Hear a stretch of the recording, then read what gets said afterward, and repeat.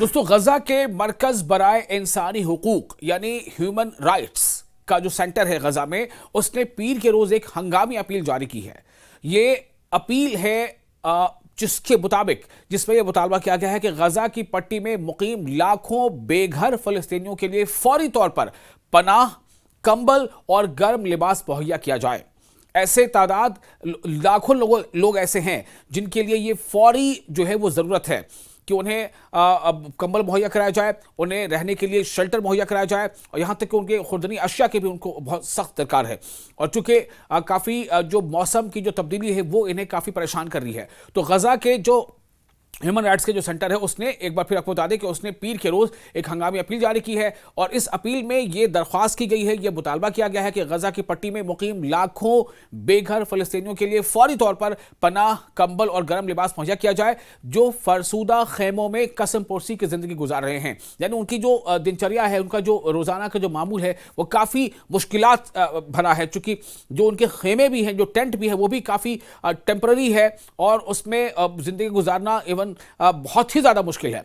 तो इस सेंटर ने, जो ह्यूमन राइट्स सेंटर है गजा की, इस सेंटर ने अपने बयान में कहा है कि तकरीबन 20 लाख, ध्यान से सुनिए, इस ह्यूमन राइट्स सेंटर ने, गजा के ह्यूमन राइट्स सेंटर ने कहा है कि तकरीबन 20 लाख फलस्तीनी शहरी इस वक्त गजा में एक बदतरीन इंसानी अलमिये से दोचार हैं, जो हर गुजरते दिन के साथ संगीन होता जा रहा है। यानी और ज्यादा कठिन होता जा रहा है जिंदगी गुजारना। सर्दी का जो मौसम है वो करीब आते ही मौसम में ना महफूज पनाहगाहें हैं, ना मुनासिब खेमे हैं, और ना ही गर्म लिबास है, और कंबल भी दस्तयाब नहीं है।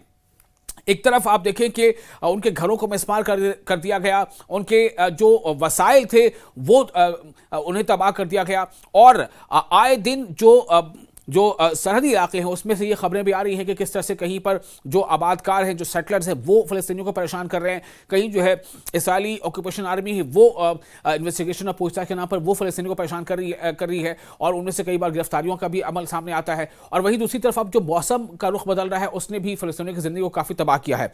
तो इस ह्यूमन राइट्स सेंटर के मुताबिक दसियों हजार खानदान अब भी ऐसे खैमों में रहने पर मजबूर हैं जो ना सर्द रातों की शिद्दत बर्दाश्त कर सकते हैं, ना बारिश से कोई तहफ़्फ़ुज़ दे सकते हैं। आप सोचें, आप किसी ऐसे टेंट में रह रहे हो या ऐसे खेमे में रह रहे हो जो बारिश से आपको नहीं बचा सकता है, या जो सर्द हवाओं से आपको नहीं बचा सकता है। वैसे में आप या आपका खानदान भला कैसे वक्त गुजारेगा, कैसे रात गुजारेगा? काबिज इसराइल के जालिमाना मुहासरे, एक तो घेराबंदी है हर तरफ से, यहां तक कि जो ह्यूमैनिटेरियन एड के जो सामान है खाने पीने के, उनसे लदे ट्रक्स सरहद पर खड़े हैं, लेकिन उनकी बहुत कम तादाद को गजा के अंदर दाखिल होने दिया जा रहा है। ये इसराइल की कारस्तानी अभी भी जारी है। तो इसराइल के जालिमाना मुहासरे यानी घिराव, सरहदी गुजरगाहों की बंदिश और इमदादी सामान के दाखिले पर पाबंदी ने इनकी जिंदगी को मजीद अजीरन कर दिया है। हालांकि जंगबंदी को 1 माह गुजर चुका है, और इसी से मुताल्लिक आपको बता दें कि यूएन के भी कई एजेंसीज ने बार बार ये आगाह किया है कि बहुत मुश्किल हो जाएगा अगर उन्हें जल्द से जल्द राहत सामग्री नहीं पहुंचाई गई। तो इस गजा के ह्यूमन राइट्स सेंटर के राब्ताकार और तर्जुमान, जो उनके स्पोक्स पर्सन है मोहम्मद खैरी, उन्होंने बताया है कि इंसानी सूरत हाल इंतहाई खौफनाक और नाकाबिले बर्दाश्त सतह पर पहुंच चुकी है, खास तौर से जुनूबी और साहिली इलाकों में। यानी जो सदर्न गजा है, गजा के जो साउथ का यानी कि जनूबी इलाका है वहां, और जो साहिली इलाके हैं यानी समंदर के किनारे किनारे के इलाके, साहिली इलाकों में जहां लाखों बेघर अफराद रिहाइश पजीर हैं, उन्होंने कहा कि इन इलाकों में लोग बगैर किसी तहफ़्फ़ुज़ के खुले आसमान तले जिंदगी गुजारने पर मजबूर हैं। ना इनके पास ईंधन है, ना हरारत का कोई जरिया, यानी ये खुद कैसे खुद को गर्म रख सकें उसका भी उनके पास कोई मुनासिब इंतजाम नहीं है। और उसके अलावा बारिश के पानी के निकास का भी कोई इंतजाम नहीं है, जिससे ये खेमा बस्तियां डूबने और मौसमी बीमारियों के फैलने के खतरे से दो चार है। इस तरह के पूरे हालात वहां पर, इसीलिए एक हंगामी का मतलब होता है कि इमरजेंसी अपील की गई है कि जल्द से जल्द उन तक की मदद पहुंचाई जाए। और ऐसा नहीं कि मदद पहुंच नहीं रही है, मदद पहुंच रही है, लेकिन उस मदद को गजा के अंदर दाखिल होने नहीं दिया जा रहा है। कौन रोक रहा है? Israeli settlers. कौन रोक रहा है? Israeli army. उसे गजा के अंदर ऐसे मदद से भरे ट्रकों को गजा में दाखिल होने से रोका जा रहा है। तो इंसानी हुकूक यानी ह्यूमन राइट्स सेंटर के मुताबिक अब तक सिर्फ 23% पनाह की जरूरियात पूरी की जा सकी हैं। अब आप सोचिए, यानी जरूरत अगर 100 की है तो सिर्फ उनमें से 23 की जरूरत पूरी की जा सकी है। 100 में से 23, यानी कितना बड़ा फासला अभी भी बचा है। यानी कि आप समझ लें कि 3/4 से ज्यादा जरूरत अभी भी पूरी नहीं हो पाई है। जिसका मतलब यह है कि तकरीबन 9,45,000 अफराद बगैर किसी मुनासिब तहफ़्फ़ुज़ के ज़िंदगी गुजार रहे हैं। अक़वाम मुत्तहिदा के अंदाज़ों के मुताबिक, अक़वाम मुत्तहिदा के अंदाज़ों के मुताबिक, यानी यूनाइटेड नेशंस ने जो अपना एक उसको अंदाज़ा किया है, जो उसमें जो इस पे जो आंकड़े उन्होंने इकट्ठा किए हैं, उसके मुताबिक 1.5 मिलियन, 1 मिलियन का मतलब 10 लाख, आप सोचें कि 1.5 मिलियन नहीं 15 लाख अफराद सर्दी और बारिश की जद में हैं, क्योंकि पनाह के बुनियादी वसाइल गजा में दाखिल नहीं हो पा रहे हैं।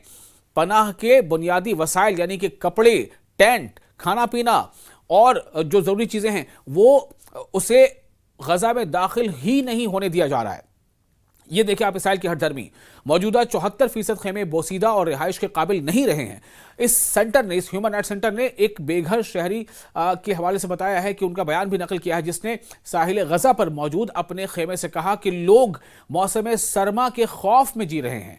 हमें फौरी तौर पर नए खेमे यानी नए टेंट, गर्म कपड़े और कंबलों की जरूरत है। साहिली इलाके में कोई इमदादी इदारा मदद के लिए मौजूद नहीं है और हमारे खेमे टूट फूट का शिकार है।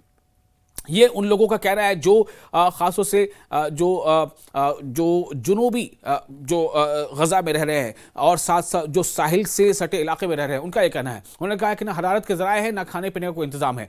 मरकज़ बराए इंसानी हुकूक ने वाज़ेह किया है कि काबिज़ इसराइली अफवाज यानी ऑक्यूपेशन इसराइली आर्मी गजा की आधी से ज़्यादा ज़मीन पर काबिज़ हैं और शहरियों और इमदादी कारकुनों के नक्ल हरकत पर पाबंदियाँ आयद हैं। आप समझ रहे हैं, गजा की आधी से ज्यादा जमीन पर कौन कब्जा किए हुए है? इस्राएली आर्मी। और जो वहां पर सेंटर्स हैं या ऐसे ग्रुप्स हैं जो इमदादी ग्रुप हैं, ह्यूमैनिटेरियन एड पहुंचाने वाले ग्रुप हैं, उन पर पाबंदी है। आप वहां नहीं जा सकते, आप ये काम नहीं कर सकते, आप सामान उन तक नहीं पहुंचा सकते। ये हालत होगी जिसकी वजह से महफूज मकामात पर मुंतकिल होना नामुमकिन हो चुका है। इस इदारे ने कहा है कि मौजूदा खेमे इंसानी तहफ़्फ़ुज़ का कम अज़ कम मयार भी फराहम नहीं करते, इसलिए किरफान को मुतबादिल के तौर पर अपनाए जाने की ज़रूरत है ताकि सर्दी और बारिश से बेहतर तहफ़्फ़ुज़ मुमकिन हो और बच्चों और बुजुर्गों में बीमारियों और अमवात की शरह में कमी आ सके। इसके साथ साथ फौरी तामीर नौ और पनाह की मनसूबाबंदी पर अमल दरामद भी नागुज़ीर हो गया। ये बहुत ज़रूरी हो गया है। आलमी बिरादरी से अपील की गई है कि वो जल्द से जल्द इस पर तवज्जो दें।